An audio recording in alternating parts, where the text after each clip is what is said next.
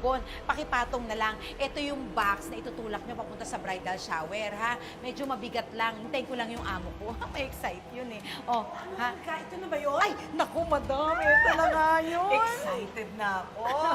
Ready na? Galingan nyo, ha? Yes, ma'am. Susundin nyo. Yung mga pre-practice natin, gagawin nyo mamaya, ha? Oh, siya, tara na. Oh, itulak nyo na. Itulak nyo na. Dahan-dahan. Boys, ha?